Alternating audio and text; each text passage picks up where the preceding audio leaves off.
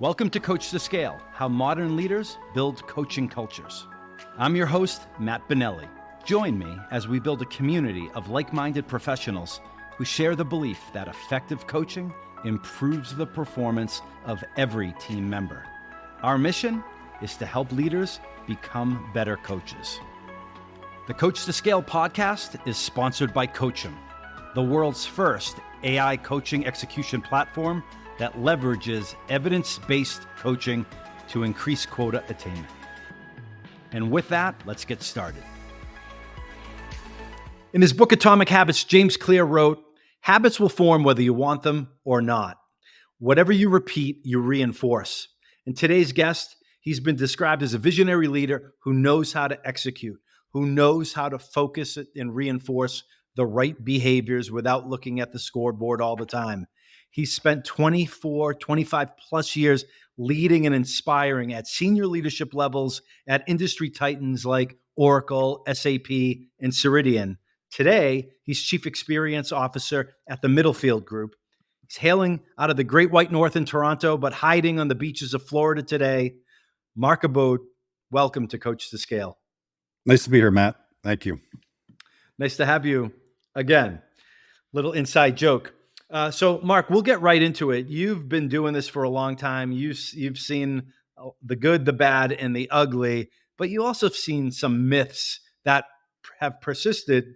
Maybe that shouldn't. What is a myth out there about coaching salespeople or even sales leaders that you believe is misguided or maybe even a complete BS and waste of time?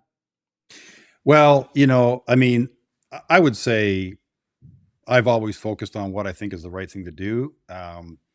And so I haven't worried about too much about myths and other things that other people do. Kind of play your own game, right?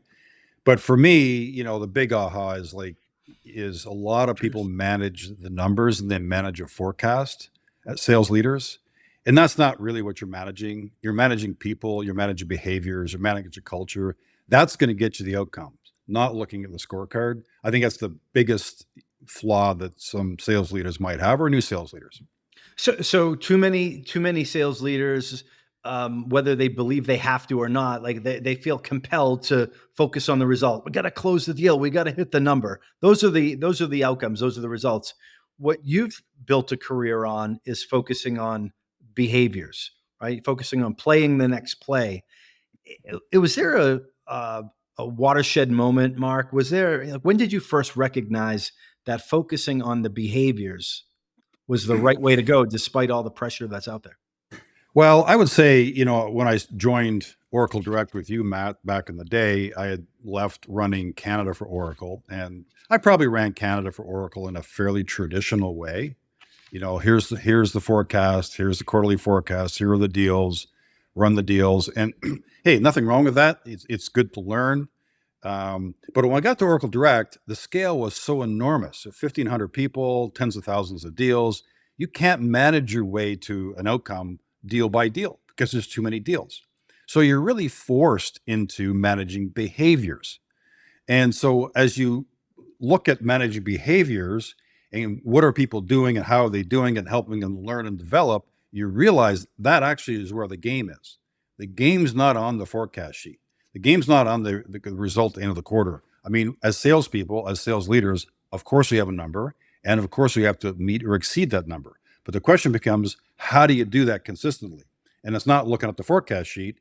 It's talking to the people about what they're doing every day.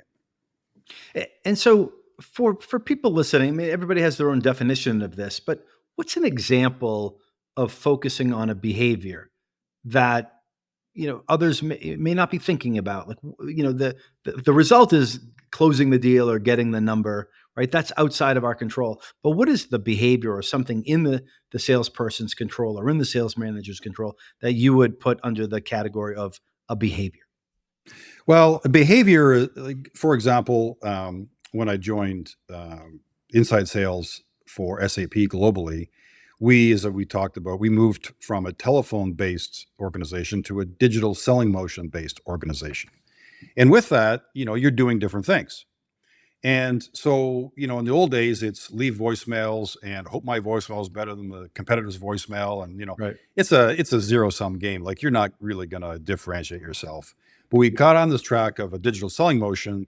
So what it requires is people to do different things, like connecting with customers via video, via social, using digital tools. And we had probably 30 plus digital tools that we enabled our salespeople with to give great client experiences. So a great client experience isn't receiving a voicemail from your sales rep. A client experience is a two-way video that's compelling, that's interesting, that's motivational. So really looking at the things that a salesperson can do to differentiate themselves, like our digital selling motion, just open up a world beyond what was traditional. And so those are the kind of behaviors I was talking about. And you successfully led this digital transformation of a large sales organization at SAP. Can you talk about that and the key components to the success of that transformation? Yeah. So I was asked after running SAP Canada for 6 years, and pretty successfully, and I learned a lot. I innovated where I could, and I certainly brought my style of culture to every organization I led, which was focused around the people, focused around development, focused around doing things better, creating an engaging culture. Of course, you have to produce the number. But when I got to, was given the assignment of inside sales for SAP, it was a global organization of about 500 people spread from Moscow to Buenos Aires to Singapore, Bogota, you name it. And so quite a disparate organization. But there were overlay inside salespeople using the telephone and marketing call lists. Like, talk about a job that nobody really wants. That's the job that they had. And it was, to boot, it was overlay. So you're actually only helping the real seller sell software, and you weren't the real seller. So this is what I inherited, which was good and bad. It was good because it was as bad as you could imagine, right? So you couldn't get any worse. Can't fall off the floor, as they say. Yeah, people are low morale, low production. Like, okay, so how much more wrong can you go? Well, you can't. So that was the opportunity. Blank sheet of paper. What do we want to do with this organization? So we did really 3 things. The first was I went back to the executive of SAP and said, look, these 500 people are overlay. They're not adding value. They're not, by their words, they're not adding value. And we can do better with this organization. So I'd like to have the mid-market for SAP globally, given to these people as the prime sales organization, owners of the mid-market. So remarkably, the company said, sure, why don't you do it? Because it wasn't really a market that SAP focused on. Our products weren't really geared for that market at the time. So when I came back to teams and said, hey, look, to everybody, like, we're no longer helpers. You are prime salespeople. You own your own dirt. You own your own customers. You own your own number. It's not somebody else's number. It's your number. You could have heard the cheers around the world. It was, the roof came off the buildings because that's what everybody wanted. They wanted to be real salespeople with real customers. Okay, so that's number 1. Now the question is, okay, now what are we going to do, right? Now that we got it, we got to produce the number. What are we going to do? And we came up with this concept of a digital selling motion. So to differentiate ourselves, differentiate the experience our sellers could give our customers from our competition. The products are the products. We couldn't control the products. We could make the best we could of what the products we had, but we can control the customer experience. We can control how we engage with the customer. So we created a digital selling motion long before, I think there was no roadmap. There was no instruction manual. I didn't know anybody else doing it, but it just seemed like the right thing to do. So we all agreed that's what we're going to do. And then probably the linchpin to this whole thing was I took 25 people that were in sort of an analytics department, and I reconverted that headcount to sales enablement. Like, you got to train people and you got to support people. You can't just share them some PowerPoints and say, hey guys, we're doing digital selling motion. Good luck. That's not going to work, right? So we had 25, maybe more now, sales enablement, truly sales enablement. We hired people that were the best salespeople in the regions and made them sales enablement people because they had credibility and they had knowledge and they had an appetite for innovation. So we created the 20 some odd person sales enablement organization, and that really sparked our progression in this digital selling motion and creating amazing customer experience, and really changed the culture and the jobs that we had at SAP. Well, you're changing the culture from the top. And when I introduced you, I talked about you as someone who's been described as someone who's visionary but can also execute. And the vision was what you had for this team and this digital transformation. The enabling the salespeople is about the execution um, and the focus on using enablement to train them builds that consistency over time. At least that's the way I'm watching this movie that you're describing. What you described with sales enablement is super different, at least in my experience, where everybody's got their own definition. I mean, the job criteria for sales enablement differs from organization to organization, and oftentimes, a lot of people would say that sales enablement's filled with the people who didn't quite like sales or weren't quite successful in it, and as a result, they have no credibility. You Right. took really good salespeople in the different markets, and that really had this passion, this affinity for leveraging technology, doing things differently. That's changing the culture from the top. That's changing the game. How was that received by, let's say, that really good salesperson that's been there for a while, like the old dogs, new tricks type of person? Well, it gives them a career path. It gives them something meaningful to do because at that stage in their career, they're usually pretty good if they've been around long enough and they want to do more. Like, who doesn't want to learn and do more? Well, part of the learning process is helping other people learn. Like, you can learn yourself, which is good, but there's a lot of satisfaction watching others learn and develop and grow. As you know, as a leader, that's what's the most exciting part of your job. So part of what I did was I recognized good behavior, i.e., using the tools, selling the digital selling motion way, and that kind of thing. So recognizing people for doing the right things, not recognizing people for a deal. Like, yes, we talked about results. Salespeople have numbers. You have to produce your number. I have to produce my number. That's just the way it goes. That's okay.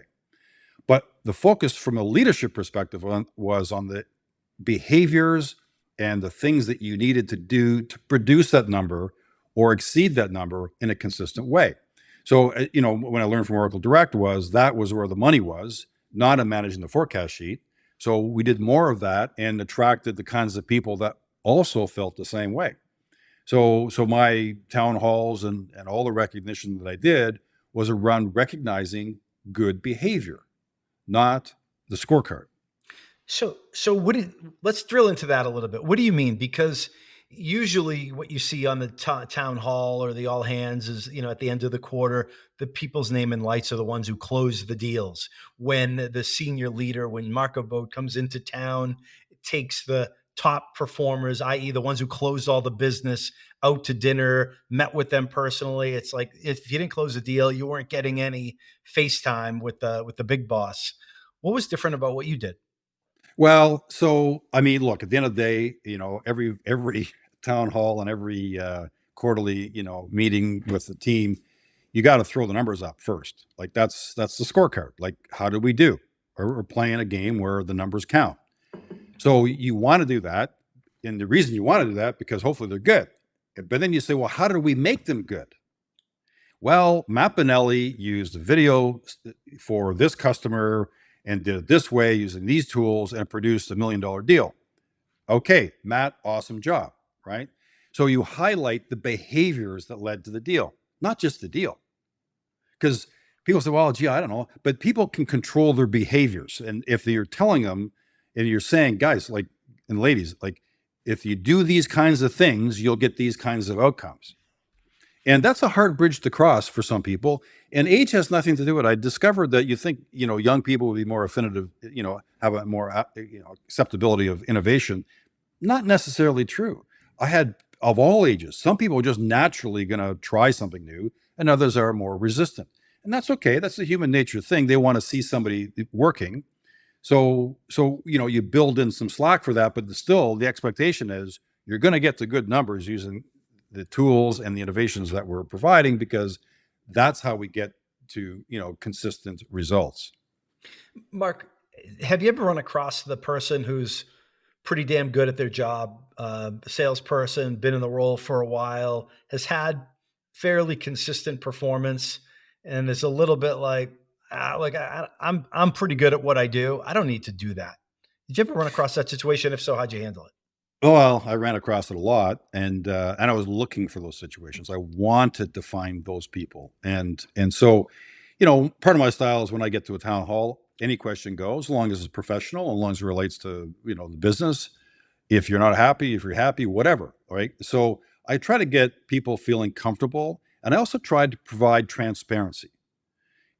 People want teamwork, people want trust, but you don't get any of that without transparency. So I was trying to be as very transparent as possible. And as a result, people got a little more comfortable with me and kind of saying, what they really thought, which is what I want to know. I want to know what they really think, not what they just say. So, one example, and there's many, but one example, we had a team in Scottsdale, Arizona, and the senior guy there, Tom, was a great salesperson, been around a long time, very successful. Back of the room at the town hall, I could tell he wasn't really paying attention. I was pushing the tools and pushing the right. And I knew, like, he doesn't think I can see him. I can see him like a beacon. So after town hall, I kind of sashayed over and said, Tom, how's it going? Oh, my God, Mark, great. I said, Tom, so what do you really think about this digital selling motion? He said, Mark, I got to tell you, I don't need it. I'm successful without these tools. I'm just doing the thing that I've been doing for a long time, and it works for me. So if these other guys want to use it, that's great, but I'm not using these tools. I said, okay, Tom, I get it. I understand completely. But do me one favor. Use one of the tools once. Just try one. Just one. And write me an email and let me know how it goes. If it goes terrible, I'll leave you alone. He said, okay. So I went back to Toronto, and I don't know, 2 3 weeks later, I wasn't expecting to get a phone call or anything. And I got an email from Tom. Mark, I got to talk right away. I said, okay, Tom. So we get on the phone. He said, Mark, you won't believe it. I pre-recorded this video. We call them door openers. It's like a 90-second video that you send out to a customer.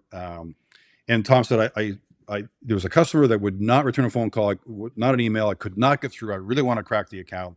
So I sent him a 90-second door opener video. And he called back within an hour, and I got a meeting next week. So he said, I did 2 more videos. I sent them to 2 more clients who wouldn't talk to me, and they want to see me too. So now I got 3 appointments in a week that I could never get using the stuff that I was using the old way. So he became my biggest convert. So I said, okay, Tom, the next time I'm in Arizona, you got to tell the team what's going on here, right? So there those kinds of people were everywhere, and I looked for those as opportunities, right? Because in my heart of hearts, I knew it would work, but I knew people that, had resistance to change. And so that was one example. And a great example, it's someone who you have to do it. You didn't beat him over the head. It sounded like you approached him like a professional, two guys talk and said, hey, do me a favor, like try it. Yeah. And Matt, to the point earlier we're talking about is like, I didn't ask him for a deal. I didn't ask him for a number. I asked him to exhibit a different behavior, try the innovations, do different behaviors. You might get a better outcome. Because we did the math. I mean, we looked at the people who were using the tools and the people that weren't using the tools. And over time, the separation of results became just stunning. So it's like you can't get there the old way. That way's dying out, right? So we had the empirical evidence to show that changing behaviors worked. So it's the old, what got you here is not going to get you there type of thing. And you had the data to show it, but you didn't beat people over the head necessarily with the data, but you were confident in continuing your way of doing things because the data supported it. There's a lot of companies out there now that have invested that, tens, hundreds of thousands, millions of dollars, and they have a tool stack that they're not using. They're not seeing the benefit of it. I'm asking you to answer a hypothetical, but why? Why is that happening? Well, here's what I'd say, Matt, is number one, most sales leaders are in the grind, right? Like it's a quarterly business. The software business is brutal, like grow or die, right? So it's a tough go, and you get caught up in the forecast, and you got to caught up in the deals as a leader. And that's all you really see, right? That's all you really focus on. So it's like playing around the golf. Looking at the scorecard for 18 holes isn't going to make your golf any better, right? What you have to do is focus on the behaviors and the skills that will produce a better golf game. So you want to have your teams focus on the skills and the behaviors that produce a better scorecard, right? So I don't need to be perfect. Like, it used to be at SAP, oh, you have to have perfect execution. Like, who the hell's perfect? Like people lose deals. Like, that's okay if you have a nice pipeline. If you're doing all the right things and you got a decent pipeline, then you can afford to lose a few deals, because you are going to lose some deals. So I think number one is people are focused on the forecast sheet and not on the behaviors. And the leaders that focus on the behaviors will have a better forecast sheet, but they're in this cycle where they can't get out of it. And in the world that you were leading in at SAP, where you had the help of enablement, how enablement was showing the teams how to use these tools. How important is it for the sales leader? Let's just say that frontline manager. How important is it for he or she to know how to use those tools in addition to their reps, if at all? Well, was I an expert in those tools? I would say not. Was I an expert on convincing people to use the tools? Yes, I was. Right. So, but I think that the differentiation for me is, yes, I talk to my sales leaders about the forecasts on a regular basis, obviously. But I also had at least as regular, if not more regular meetings with the sales enablement people. So when I went to town, I go to Barcelona, I'll definitely gonna meet with the sales leader, but I'll always meet with the sales enablement people. And I say, hey, how's it going? What are you doing? How can I help? What are you learning? And then in the town halls, I would allow them to talk to the team about the things that they saw. So I put things on its ear, like most of these town halls are all about somebody talking about the big deal they closed. I would bring people to talk about the the tools they used and the behaviors they had that created the deal. So I shifted the focus from the deal to the behaviors, right? And that was the sales enablement people. So I sort of put them on a pedestal, and I hired really good people. I hired people that were dedicated and really loved helping others learn.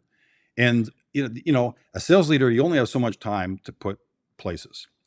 And if you shifted some of that time that you spent looking at the forecast sheet and looking at the things that people are doing and helping that, you'd have a better forecast sheet.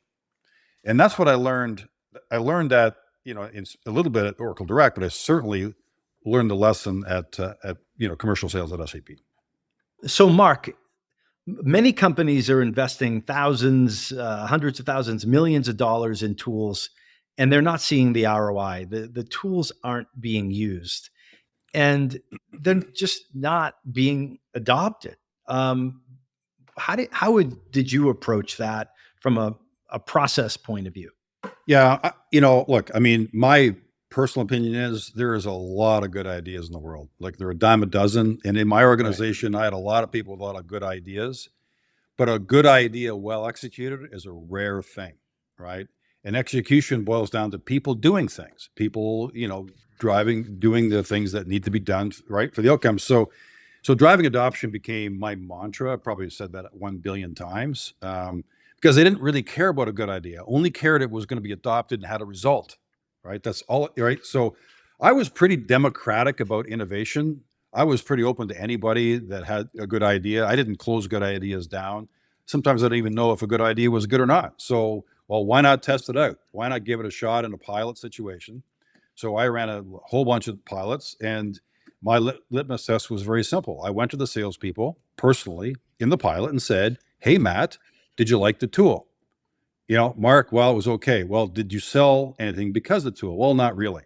Do you think, right? So or Mark, this is unbelievable.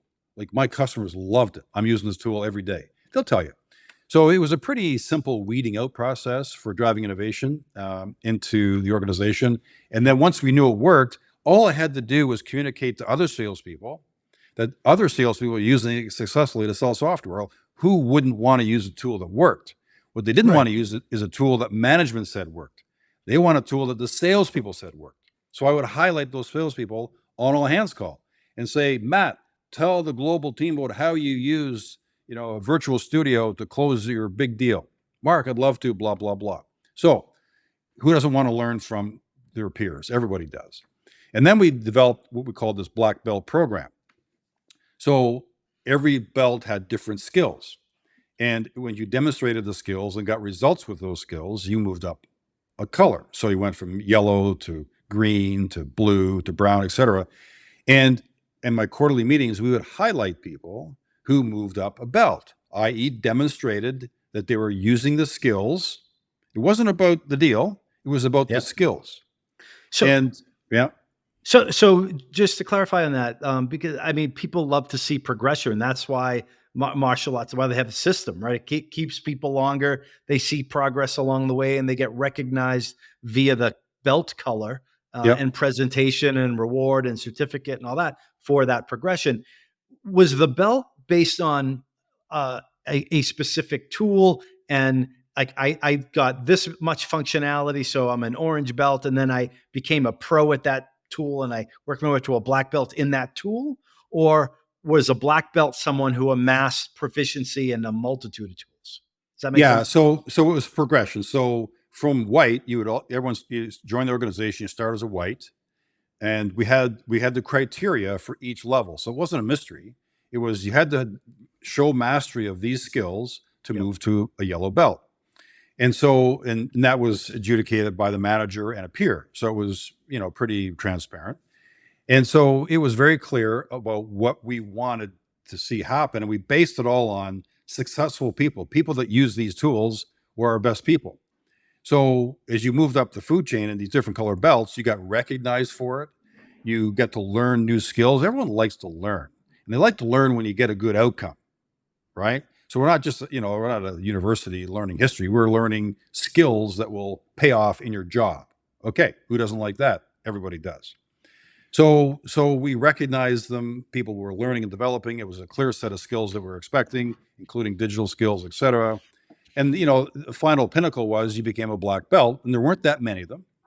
Mm-hmm. And the black belts were highly regarded. When I went to any location, I wanted to meet with the black belts right away. Like, that was the number one, is like, here are your top people. Not only, like, sometimes you meet with the top salespeople, and yes, they hold a big deal, but they're not your best people. They're not going to do that over and over and over. I wanted people that could demonstrate and consistently demonstrate using the skills and getting good outcomes. The black belts could. So we elevated them to a pinnacle where, they got a lot of recognition. And, if a black belt entered the room, the room would go a bit quiet, right? It's like, okay, Matt's arrived. He's a black belt. He's been recognized as a black belt. None of us have to guess. He's been Right. recognized and demonstrating the skills. So all to say, what am I trying to do here? I'm trying to put the focus on the behaviors, on the skills, right? Because that paid off for me. That, I mean, that's and you talked before about it, but how that leads to greater tenure, people wanting to stay because they're learning. A question on that, because philosophically, I think we're spirit animals. We believe in a lot of the same things. When you say that people want to stay where they're learning and growing, is that everybody, or is that more, top performers, like high performers want to stay in an environment where they're growing? Would you say? I don't know. I mean, maybe it's just the kind of people that I identify with, but I feel like people that are lifelong learners will be your lifelong performers, right? And so if you said, "Hey, I've learned everything I need to learn, and now I'm done. I've mastered all the skills," like, you're ahead at plateau, and you're only going to go down, because it's not just about you. The world's moving forward. You have to move forward at least as fast as the world. And if you want to be good, you have to move forward a little faster than the world, right? Yeah. So those are the people that I thought would give me consistent results over time. If you're not growing, you're dying. So, Mark, let's focus on you a little bit more specifically. We just heard and learned from you for a while. Now you're the chief experience officer at the Middlefield Group. What does the Middlefield Group do, and what do you love about this next challenge in your career? Well, I mean, I've been one to try different things in my life, although I would say I was in the software business for a long time. So that's, I mean, but a lot of different roles. But in this case, after finishing up SAP, I did a job at Ceridian for a while, helping a friend out, really. And at my stage, I'm only interested in helping people that I know. That's why I'm on this call with you, because I like you and I think you're great. And so I just spend time with people that I like. Thank And you. people that, that I think highly of. So a friend of mine came to me, and he runs a private asset manager in Toronto, small company, 40 people, and he wanted to transform it. It was running kind of a 1980s sort of business, very successful, making lots of money, but he, younger guy, kind of knew that, hey, look, this isn't going to last forever unless we change and grow, right? Right. So sounds familiar. Sounds familiar. And we knew each other. And so I went to work for him and basically helped transform his business to meet the challenges of the future. Now it's a small business, and I kind of like that because I've been working for massive companies at scale for a long time. Right. And it's kind of fun to go and do, because it's a small company, so you do everything. So we did, new website, put the Microsoft in the cloud. We moved office space. We structured a marketing team. We structured a sales team. All those things that you can do pretty quickly when the scale is small. So it's been fun. It's been fun to use kind of all those skills and more that I learned at Oracle and SAP at Middlefield. And so when you're a private asset management company, that personalized touch, that experience that Middlefield's clients have is probably something that differentiates it from the Totally. pack, because there's a lot of people that can manage money. How do you Absolutely. make someone feel good about it? Yeah. No, And, it's like anything, like a lot of times you focus on your products, and they have good products, a long track record of performance. But it's not just about the product. It's about building relationships. Well, you don't do that with a product. You do that with people, right? And you do that with a great experience. So chief experience officer bringing a client experience that differentiates Middlefield is as important as bringing products that differentiate Middlefield. So it's, expanded beyond sort of our products are better well, our service is better, our people are better. You'll like working with us, right? We'll use different avenues to give you information, right? All right, that kind of stuff. So it's all about creating an amazing customer experience. But I would also, Matt, another philosophy that I strongly feel is your customer experience starts with your employee experience.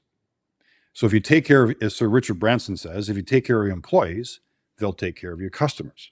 Yep. And sometimes you get a little caught up in, too bad about the employees, they're whatever, customer is a king. Well, the customer is king to a degree, but I think the employees might be the king and the customer is the queen or whatever. Like, you gotta invest in your people, and they know when you're investing and they know when you care. And now you can be demanding, you could be demanding with the outcome, but you can even be more demanding if you also care and feed for them and respect them. So that's been a sort of another philosophy that's been parallel to the behaviors that really has paid off for me. Excellent. Thanks for sharing. Do you need to be Canadian, live in Canada, to take advantage of Middlefield's You don't, services? no, you can be anywhere. I mean, we're headquartered in Toronto, Mhm. but we're a B2B company. We're not, it's not a B2C, it's a B2B. So we market the brokers who then go to their clients and put Middlefield products in their portfolio. So for example, you've got utilities and you've got financial, you got tech, maybe you need real estate. So we will build out that part of the portfolio. So we work with advisors who work with their clients, right? And they can be any. We have a big operation in the UK as well, in Canada, and we certainly market in the US. Excellent. So, Mark, as we close out here, we're going to wreck a couple of rapid fire questions. One of them is the kind of the lessons learned question. So, what's a hard lesson that you learned along the way in your career? Something you learned. You maybe stubbed your toe, banged your head against the wall. It was a little bit of an aha moment for you. Well, there's been a lot of them. I think of Lionel Messi. I heard him interviewed the other day, and they said, Lionel, like, what's your philosophy of winning and stuff? He said, when you play a match, there's only two outcomes possible: you win or you learn. Those are the only two outcomes I care about. You win or you learn. So I like to learn, and so I guess when you ask the question is, I guess the biggest thing is I like to learn from other people. I don't have a specific person that is my role model for everything. But like a Bill McDermott, for example, when he gets on CNBC or he gets in front of clients, man, it's a thing of beauty. It's just so wonderful to watch. So I just watch it. I'll watch a CNBC episode of his like 10 times just to get the feeling of how does he do that, right? So I like to learn from different people, different skills. But what I learned also was don't try to be someone you're not. Don't just do what someone else tells you they think you should do. Process that. If it's true, do it. But don't do it if it's not true. Because at least if you fail, it's your failure. You're not someone else's failure, right? So listen and learn, but do in your heart what you think is the right thing to do, and you'll be right most of the time. And you talked about there's no one specific mentor, but people who focus on the behaviors, people who focus on investing in their people and improving their skill sets and focus on coaching, typically were the recipient of good coaching somewhere along the way. Can you talk about a time anywhere in your career, you can go anywhere with this, but where you were the recipient of this coaching, whether you loved getting it or not at the time, that's irrelevant. But when you look back on it, you're like, wow, I was coached really well in that situation. Yeah, no, I definitely have situational coaching experiences. Probably the first sale I ever lost, I came out of a sales training program, and the sales trainer would go out with each of the salespeople for, a few calls. And so I brought in the one that was a closing call. And, and so, went through the whole thing and it was great. And customer said, look, Mark, you've really made a good impression, blah, blah, blah. I think highly of you and your product, but let me think about it for a bit. I just like to noodle on it and decide, and I'll get back to you. So I said, okay, no problem. You think on it. So we got on the call, and this guy, Bill Hoffman, never forget him, long time ago. He said, Mark, that's a great call. You did a great job. Just really good. Really, whatever. And he said, what I've learned from you is you're a nice guy.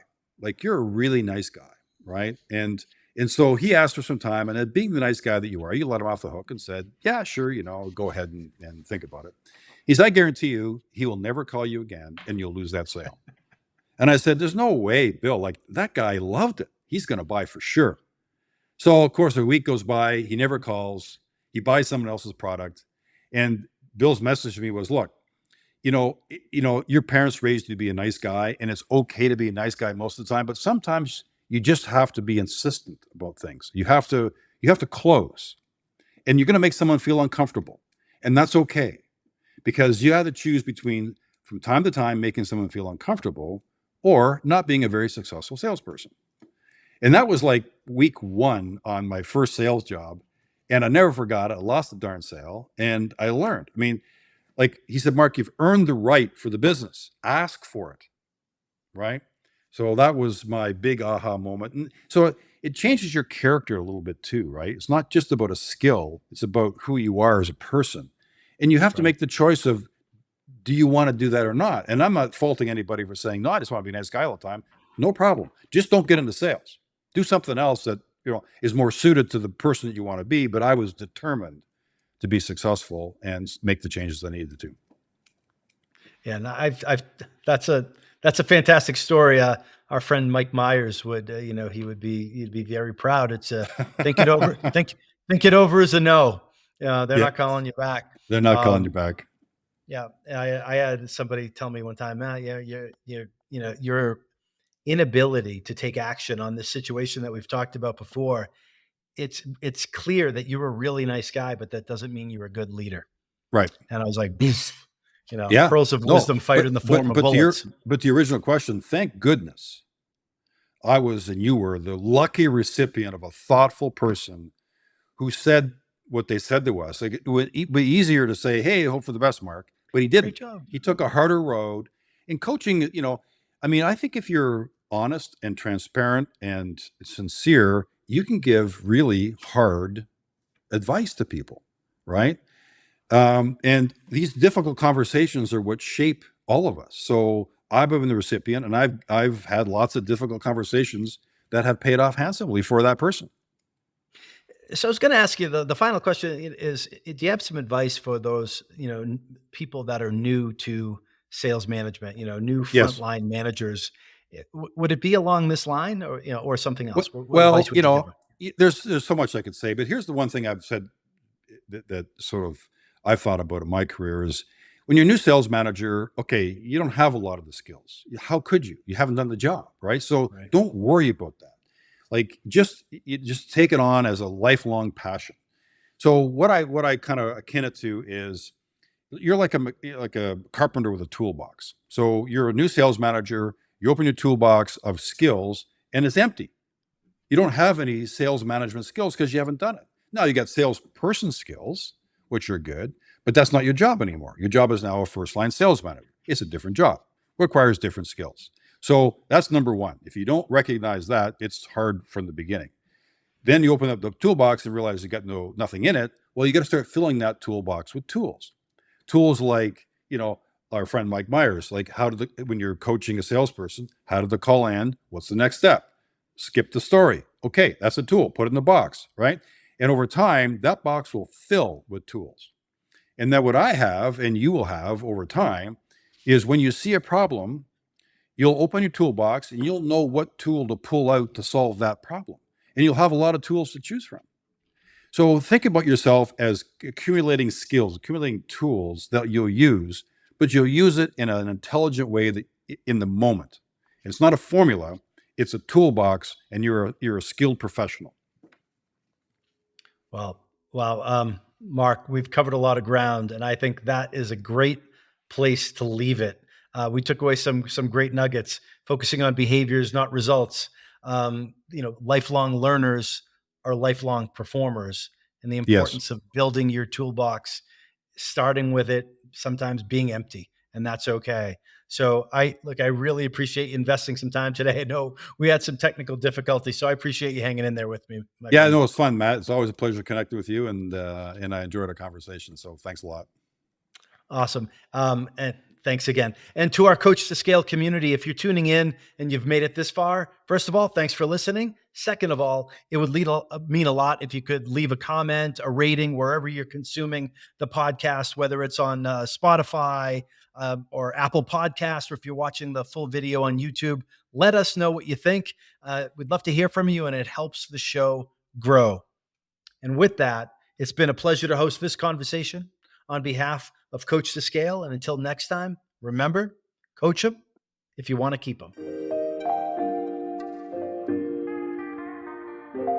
We hope you've enjoyed this episode of Coach2Scale, How Modern Leaders Build Coaching Cultures. For show notes and other episodes, visit us at coachem.io. That's COACHEM.io. And follow us on Twitter at CoachemNow. See you all next week. Thanks for joining. And remember, coach them if you want to keep them.